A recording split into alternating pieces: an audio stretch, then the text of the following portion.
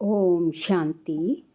आज 18 नवंबर 2025।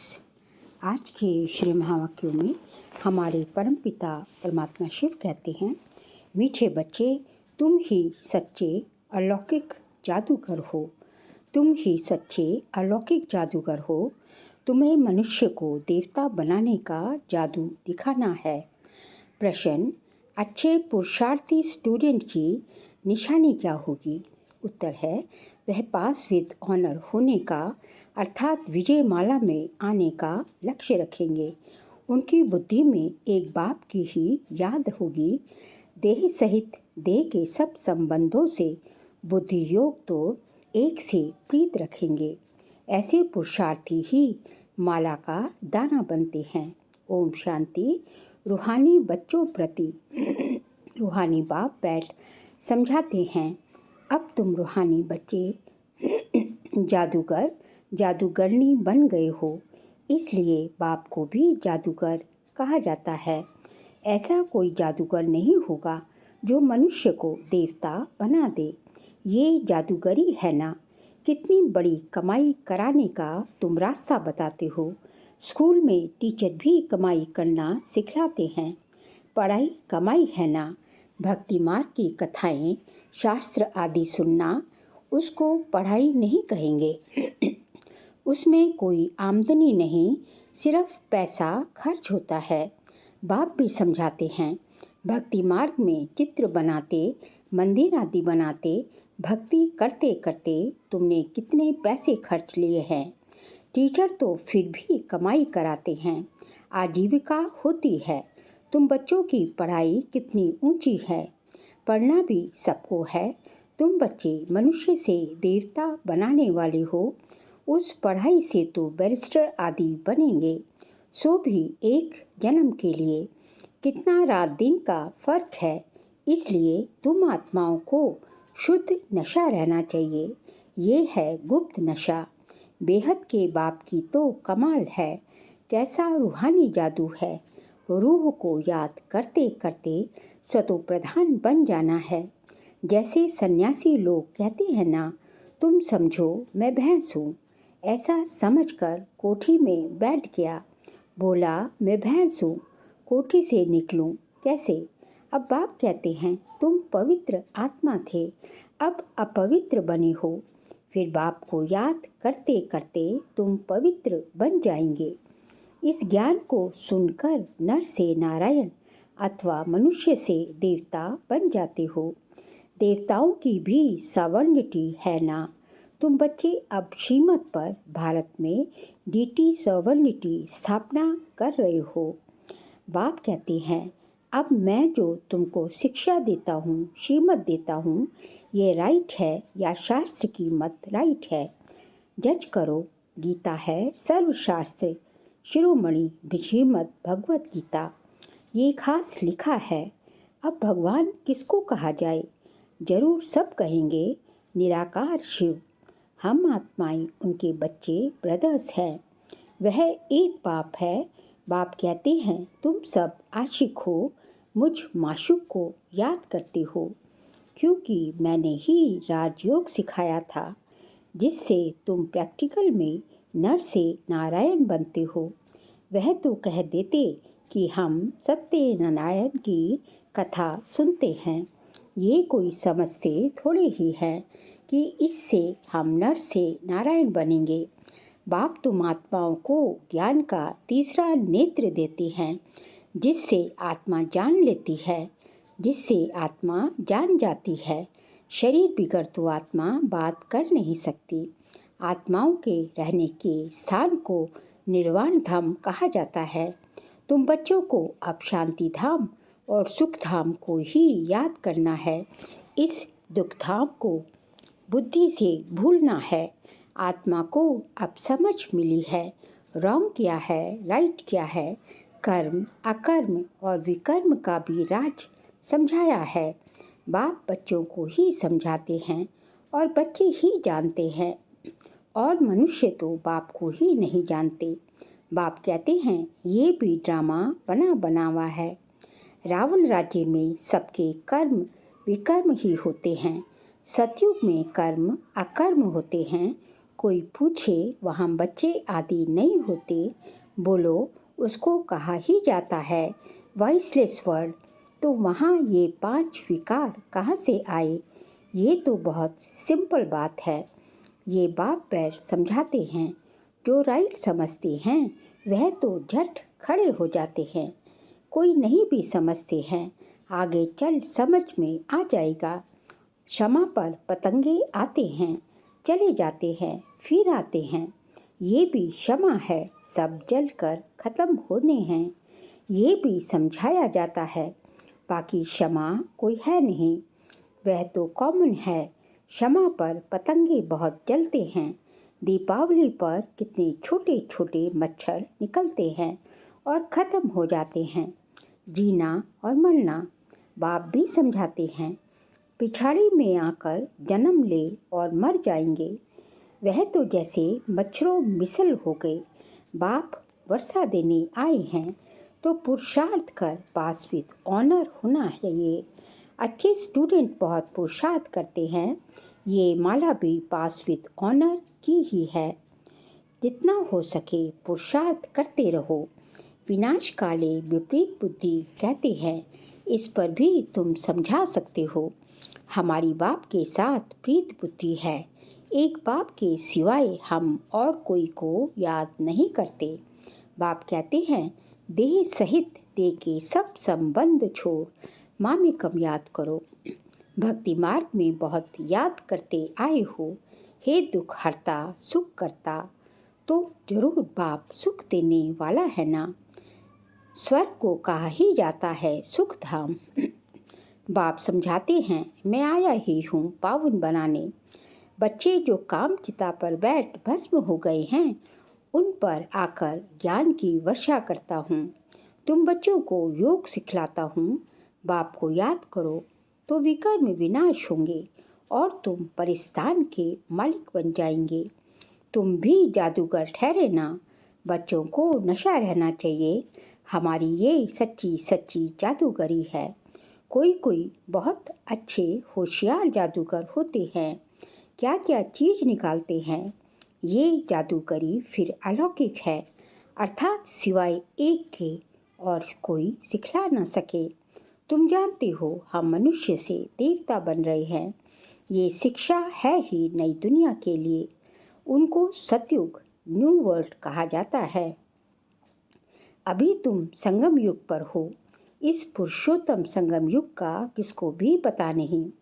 तुम कितना उत्तम पुरुष बनते हो, बाप आत्माओं को ही समझाते हैं।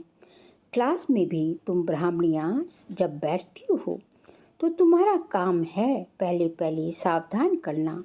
भाइयों बहनों, अपने को आत्मा समझ कर बैठो। हम आत्मा इन ऑर्गन्स द्वारा सुनते हैं।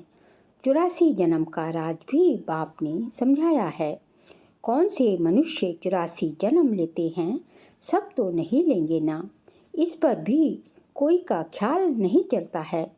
जो सुना वह कह देते हैं सत। हनुमान पवन से निकला सत। फिर दूसरों को भी ऐसी ऐसी बातें सुनाते रहते हैं और सत सत करते रहते हैं। अभी तुम बच्चों को राइट और रॉन्ग को समझने की ज्ञान चक्षु मिली है, तो राइट कर्म ही करना है। तुम समझाते भी हो। हम बेहद बाप से ये वर्षा ले रहे हैं। तुम सब पुरुषार्थ करो। वह बाप सभी आत्माओं का पिता है। तुम आत्माओं को बाप कहते हैं, अब मुझे याद करो, अपने को आत्मा समझो। आत्मा में ही संस्कार है। संस्कार ले जाते कोई का नाम छोटेपन में बहुत हो जाता है तो समझा जाता है इसने अगले जन्म में ऐसे कोई कर्म किए हैं। कोई ने कॉलेज आदि बनाए हैं तो दूसरे जन्म में अच्छा पढ़ते हैं। कर्मों का हिसाब किताब है ना। सतयुग में विकर्म की बात ही नहीं होगी। कर्म तो जरूर करेंगे, राज्य करेंगे, खाएंगे, परंतु उल्टा कर्म नहीं करेंगे। उनको कहा ही जाता है राम राज्य। यही है, यहाँ है रावण राज्य। अभी तुम श्रीमत पर राम राज्य स्थापन कर रहे हो। वह है नई दुनिया। पुरानी दुनिया पर देवताओं की परछाई नहीं पड़ती। लक्ष्मी का जड़ चित्र उठा कर रखो तो परछाई पड़ेगी, चैतन्य की नहीं पड़ सकती। तुम बच्चे जानते हो सबको पुनर्जन्म लेना ही पड़े। नार की कंगनी, कुएं से पानी निकालने की एक विधि है। नार की कंगनी होती है ना, फिरती रहती है। जब कुएं से पानी निकालते हैं तो जिस चरखी में वो रस्सी बाल्टी रस्सी में लटका के फिर नीचे डालते हैं ना, तो जिसके ऊपर उसको डालते हैं वो कंगनी, उसको चरखा जो होता है जो घूमती रहती है फिरनी, उसको कहा जाता है। तो बाबा कहते हैं नार की कंगनी होती है ना, फिरती रहती है, ये भी तुम्हारा चक्र फिरता रहता है। इस पर ही दृष्टांत समझाए जाते हैं। पवित्रता तो सबसे अच्छी है, कुमारी पवित्र है, इसलिए सब उनके पांव पड़ते हैं।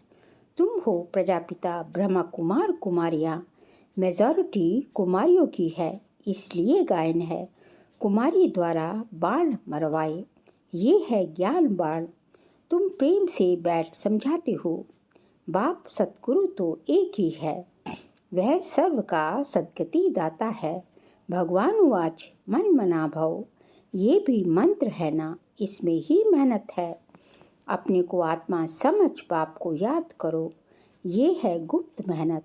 आत्मा ही तमो प्रधान बनी है, फिर सतो प्रधान बनना है। बाप ने समझाया है आत्माएं और परमात्मा अलग रहे बहुकाल। जो पहले पहले बिछड़े हैं मिलेंगे भी पहले उनको। इसलिए बाप कहते हैं लाडले सिकलदे बच्चों, बाप जानते हैं कब से भक्ति शुरू की है। आधा आधा है, आधा कल्प ज्ञान, आधा कल्प भक्ति। दिन और रात 24 घंटे में भी 12 घंटे एएम और 12 घंटे पीएम होता है। कल्प भी आधा आधा है, ब्रह्मा का दिन और ब्रह्मा की रात।